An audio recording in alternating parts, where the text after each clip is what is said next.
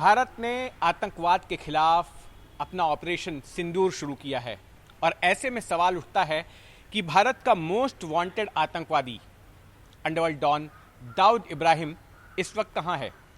क्या अभी भी वो पाकिस्तान के सबसे बड़े शहरों में से एक कराची में मौजूद है, वहीं रह रहा है, या फिर वहां से उसे भगा दिया गया है, कहीं और छुपा दिया गया है?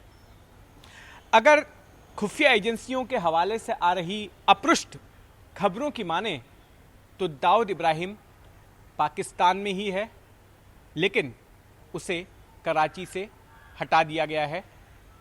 दाऊद इब्राहिम कराची के क्लिफ्टन इलाके में रहता था, वहाँ पर ही एक बंगला उसने खरीद रखा था और उस बंगले में वो और उसके भाई जैसे अनीस इब्राहिम, हुमायूं और दाऊद की पत्नी महजबीन, ये तमाम लोग वहीं पर रहते थे। मुस्तकीम एक दाऊद का भाई, वो भी वहीं रहता था और इनके बच्चे वहीं पर रहते थे। और दाऊद के घर के करीब ही उसका जो खास गुर्गा छोटा शकील वो रहता था। और कराची में ही बताते हैं कि मुन्ना झिंगाड़ा नाम का एक डी कंपनी का शूटर भी रहता था। मुन्ना झिंगाड़ा वही शख्स है जिसने सितंबर 2000 में बैंकॉक में जाकर अंडरवर्ल्ड डॉन छोटा राजन पर हमला किया था, जिसमें छोटा राजन बाल बाल बच गया था। और इस मुन्ना झिंगाड़ा को थाईलैंड की पुलिस ने गिरफ्तार कर लिया था और उसके बाद एक कानूनी जंग भारतीय एजेंसियों और पाकिस्तानी एजेंसियों के बीच हुई थी।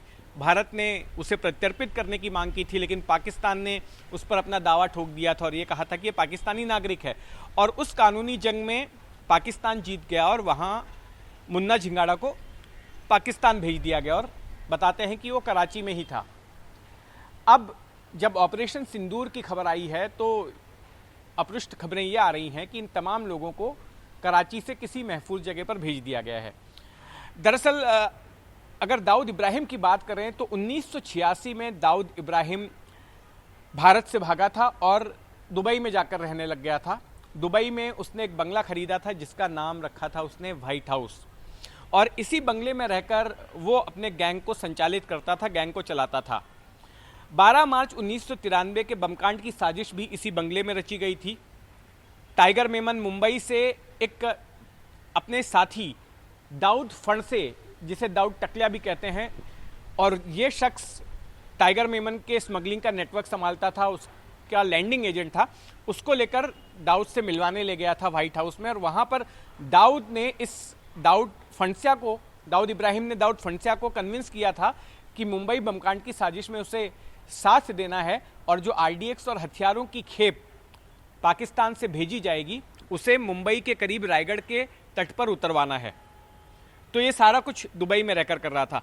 अब होता यह है कि 1993 के बाद से दाऊद अक्सर पाकिस्तान और दुबई के बीच, यूएई के बीच में शटल करते रहता था, आते जाते रहता था। लेकिन साल 2001 में जब अमेरिका में 9/11 के हमले हुए तो उसके बाद दुनिया भर में आतंकवाद के खिलाफ कार्रवाइयाँ शुरू हो गई और ऐसे में जब ज़्यादा दबिश बढ़ी तो फिर आईएसआई ने दाऊद को पाकिस्तान में ही बुला लिया और दाऊद फिर स्थायी तौर पर कराची में रहने लग गया, क्लिफ्टन इलाके में। अब जो उसका क्लिफ्टन का घर है वो पब्लिक डोमेन में सभी को मालूम है।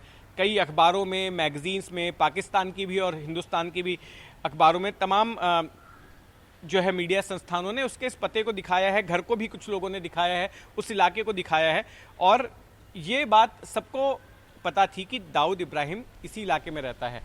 अब ऐसे में जब भारत ने चुन चुनकर टारगेटेड अटैक करने शुरू किए आतंक के ठिकानों पर, तो वहाँ पर सवाल खड़ा हो गया कि दाऊद जैसे एसेट को कैसे बचाया जाए, क्योंकि दाऊद पाकिस्तानी खुफिया एजेंसी आईएसआई के लिए एक बहुत बड़ा एसेट था। ना केवल उसने 12 मार्च 1993 के मुंबई बमकांड को दाऊद के नेटवर्क का इस्तेमाल करते हुए अंजाम दिया था, बल्कि उसके बाद भी कई बड़ी हत्याओं को दाऊद के जरिए करवाया गया। नकली करेंसी के नोट्स और हथियारों की खेप की जो स्मगलिंग थी वो भी डी कंपनी के नेटवर्क के जरिए ही आईएसआई करवा रही थी। और ऐसे में दाऊद इब्राहिम पाकिस्तान के लिए एक बड़ा एसेट था, पाकिस्तानी खुफिया एजेंसी के लिए, और उसको बचाया जाना जरूरी था। ऐसा नहीं है कि हमारी एजेंसियां, भारत की एजेंसियां दाऊद को खत्म करने के लिए पहले प्रयास ना कर रही हों।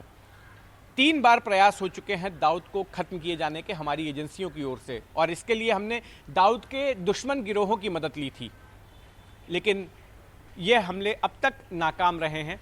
इसमें से एक हमले में ऐसा हुआ कि जो शूटर्स हैं वो बेहद करीब तक पहुंच गए थे दाऊद के, उन्होंने उस तरफ फायरिंग भी की थी, लेकिन उसमें दाऊद किसी न किसी तरह से बच निकला था। ये अब से मेरे ख्याल से 1-1.5 दशक पहले की बात है, और तब से लगातार ये खबरें ऐसी उड़ती रहती हैं कि दाऊद की मृत्यु हो गई, दाऊद मर गया, लेकिन कुछ दिनों बाद फिर से ये पता चलता है कि दाऊद वहाँ पर जिंदा है। दरअसल ये तमाम खबरें इस तरह की जो दाऊद के मरने की आती हैं वो जानबूझकर पाकिस्तान की ओर से उड़ाई जाती हैं, क्योंकि पाकिस्तान ये नहीं चाहता है कि दुनिया वाले इस सच को जाने कि उसने दाऊद इब्राहिम जैसे आतंकी को शह दे रखी है। और पाकिस्तान का हमेशा से यही स्टैंड रहा है, यही दावा रहा है कि दाऊद इब्राहिम नाम का कोई शख्स उसकी ज़मीन पर है ही नहीं।